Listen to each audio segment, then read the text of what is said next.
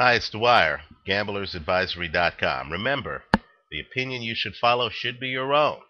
Just consider this video to be a second opinion from a complete stranger online. There is a fight, and this is a high-risk video, but you know what? I'll take the risk. There is a heavyweight fight in Germany today. That alone should raise red flags. It's in Germany that I think value bettors need to know about. It is between unbeaten heavyweight Kubrat Pulev, decorated amateur. I believe he's 13-0, and he's fighting Travis Walker. Now, Walker in this fight is a 5-1 underdog.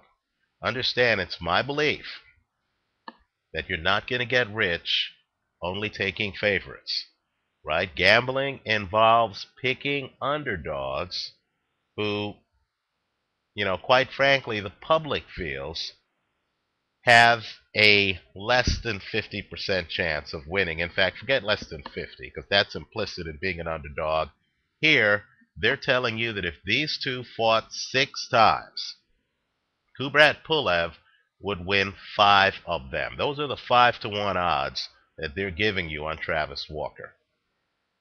I think Walker, for a value better, is worth the play. Keep in mind, he'd be worth the play if this fight is an absolute toss-up.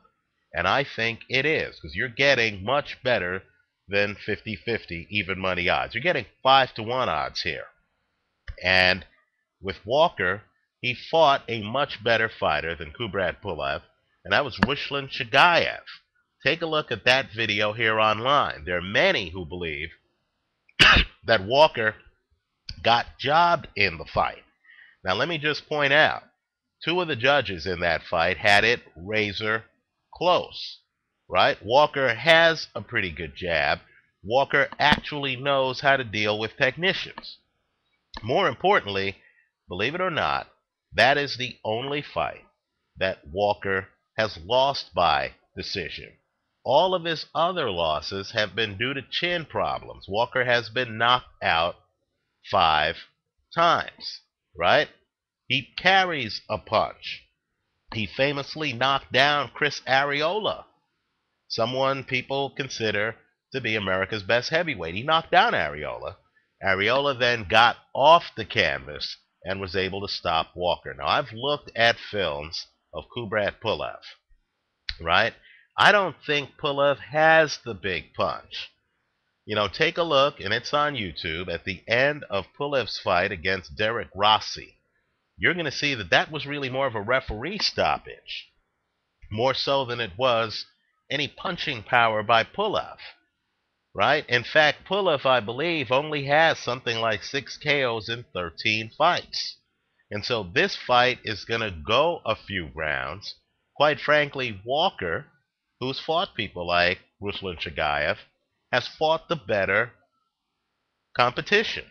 Not only that, Walker is the bigger puncher. Plus, style-wise, Pulev, and I understand he was a decorated amateur, but understand amateurs only fight 3-round fights. Pulev looks open to the jab to me. It looks to me like Walker, who's 6'4", can come in, throw a jab, and try to set up power shots. Keep in mind, behind that jab, Walker won several rounds against Ruslan Chagayev. So I know I'm going to sound crazy here, but again, for value bettors, this is a live 5-1 underdog. In other words, if it hits and you bet $1, you get back 5. Right? $10, you get back 50.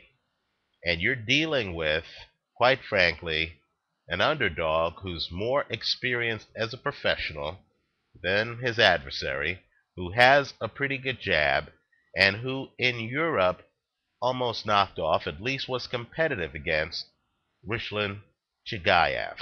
Let's talk about the catch. Travis Walker apparently was offered this fight 3 weeks ago, and he and his manager shrewdly took the fight on the short notice. But understand, Walker maintains that he was already in the gym, because he's in that category in boxing where, you're a last minute replacement when someone drops out, right? People in boxing know there's superstars who get pampered, and then there are the rest of the fighters who really have to take the best opportunity. So Walker, who's in his 30s, understands that these opportunities don't come often, and he was training, even though he didn't have a fight scheduled, at the time that they offered him this fight. I think the Pulev people don't realize what they're in against. I think Travis Walker is a very live underdog. Quite frankly, I think this is a pick'em fight, and if you're going to give me 5-1 odds on Travis Walker, then I'm going to take them.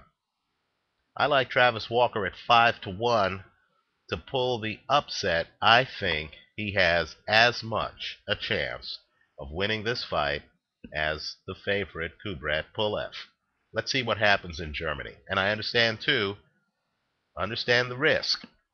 Many people have gone to Germany, right? Look at the last Felix Sturm fight against Matthew Macklin, right? Macklin, of course, many people in the UK feel won that fight. Many have gone to Germany to be surprised by the scorecards. Daniel Giel beat Sebastian Sylvester, but yet one judge actually had Sylvester winning that fight by something like 8 rounds. Right? Giel got the belt. Fortunately, the other 2 judges had 2 eyes, but the bottom line is, German scoring, they're using some kind of different paradigm than the rest of the world. So understand there's an additional risk that, you're dealing with an American fighting in Germany against a overwhelming favorite. But I think Walker's a live dog. I think this is worth a look. Value bettors, I would do just that. Thanks for watching. Visit us at gamblersadvisory.com. Leave your comments for me here. Thanks for watching.